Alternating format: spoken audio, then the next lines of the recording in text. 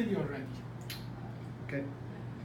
So first I would like to ask for your permission to use this video for educational purpose and on internet. Yes, you have my permission. Thank you very much. Now, tell me, what were your symptoms before the surgery? Well, I had bad back pain, and this leg had very bad pain to the point where I'd get a sharp pain, my leg would give out, and I fell many times. Many times. How long did that go on? The falling for about a year, year and a half. And the pain? Well, the pain itself was there for 4 or 5 years. 4 or 5 years. How bad 1 to 10 was the pain? Well, it started out not too bad, but over the years it just got worse. Just before the surgery, 1 to 10, how bad was it? It was about a 9. I mean, I was falling. I fell a couple times and hit my head on the cement, and I dislocated a finger. And Yeah. And how was your daily activity before the surgery? I couldn't do much of anything. Okay. Now, we just talked about that. You're not one of my fantastic results. And I think the fantastic result is that vast majority of our patients, they wake up, the back pain is still there, but the leg pain is gone actually. That's what most of the patients say. But your leg pain didn't get better after the surgery, it got worse. It got worse. The first month it was worse, and I know we had talked about it and you had forewarned me, and I appreciated What that. did I tell you? What did I tell you about that the it could presentation? possibly get worse because you had to move the nerve out of the way to get in and do what you had to do in there. And it did get worse, like I said, and then but for about a month, and then I just woke up one day and it was, wow, it was just like a miracle, you know. I mean, it's like I said, it's gone. I mean, I will lay on it sometimes and I will get some pain, but it's nothing like. So how are you now? How is your daily activity now overall? Well, I can't do everything, but you know, a lot of that is still part of the back is still healing, but it's better, way better. I mean, 1 to 10, how bad is generally the pain these days? it's a 3 to 4 in the back, and like I said, the leg is like a miracle. Okay, now let me show you actually concentrate on this model. Tell me, let me explain to you what we talked about before, but for bigger audience. In this kind of surgery, instead of us filling your back, cutting lots of bone, we go from the side, we push the nerve to the side, we get in and get the bad disc out, and then put the spacer in. Now, to do that, as you see, I have to push that nerve to the side.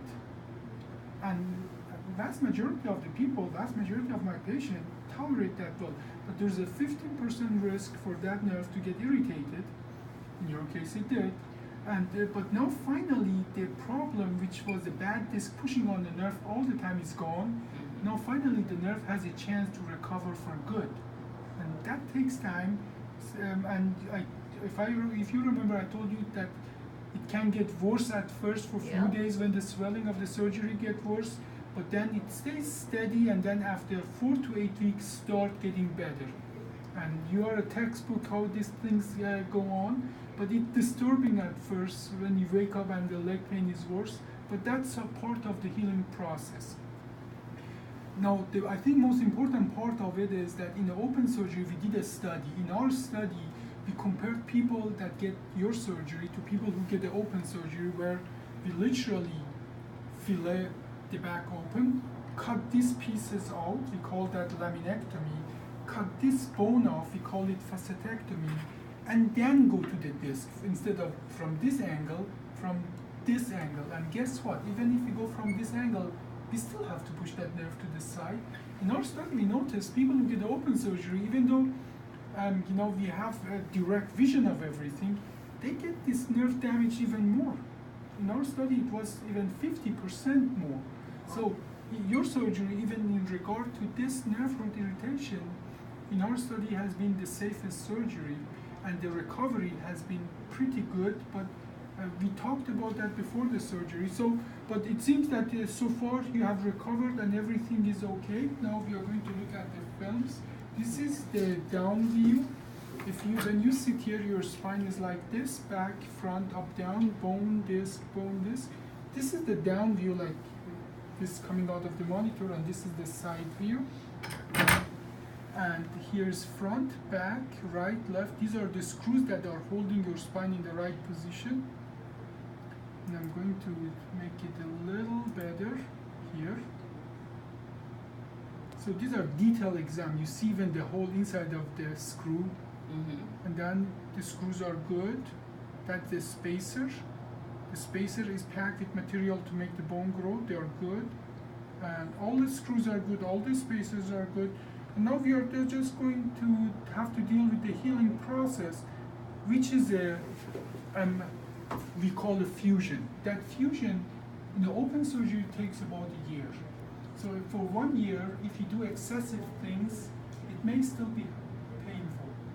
But what as well we notice in our study that our patients fuse at a rate that is unheard of in open surgery.